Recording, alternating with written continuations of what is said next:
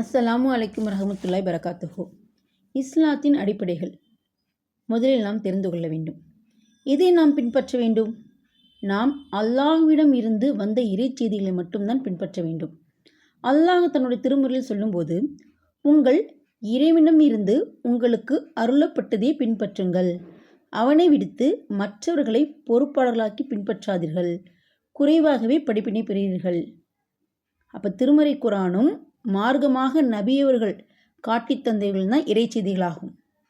ஹதீஸ் இறைச்செய்தியாகுமா அப்படிங்கிறத ஃபஸ்ட் நம்ம தெரிஞ்சுக்கணும். ஏன்னா திருமறை குரானை அல்லாஹ்வின் தூதர் ஸல்லல்லாஹு அலைஹி வஸல்லம் அவர்கள் நமக்கு இறைச்செய்தியாக கற்பித்தார்கள். அதே போன்றுதான் நபிகள் நாயகம் அவர்கள் காட்டி கொடுத்த வழிமுறைகளும் அல்லாஹ் தன்னுடைய திருமறையில் அல்லாஹ்வின் தூதர் ஸல்லல்லாஹு அலைஹி வஸல்லம் அவர்கள் பற்றி கூறும்போது, அவர் மனோ இச்சைப்படி பேசுவதில்லை, அவர் பேசுவதும் அறிவிக்கப்படுவதும் இறைச்செய்தியை தவிர வேறில்லை என்று நபிகள் நாயகம் ஸல்லல்லாஹு அலைஹி வஸல்லம் அவர்கள் கூறினார்கள்.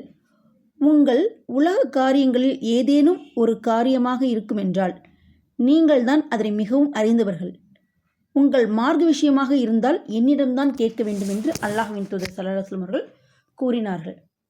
நபிகள் நாயகம் ஸல்லல்லாஹு அலைஹி வஸல்லம் அவர்கள் கூறினார்கள், நான் அல்லாஹ் கூறியதாக உங்களுக்கு கூறுபவற்றை பற்றி பிடித்து கொள்ளுங்கள், ஏனெனில் நாம் அல்லாஹ்வின் மீது பொய்யாக கூறவே மாட்டேன் என்று.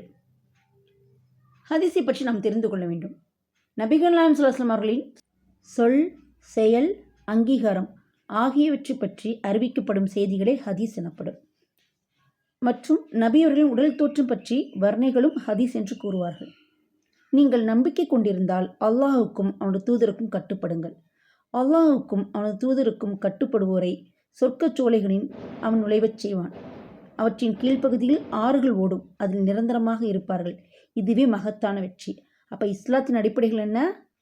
திருமறை குரானும் மார்க்கமாக நபியவர்கள் வழிகாட்டியவைகளும் இறைச்செய்திகளாகும். இதை நாம் பற்றி பிடித்து கொண்டால் இதுவே மகத்தான வெற்றி. இதுவே இஸ்லாத்தின் அடிப்படை.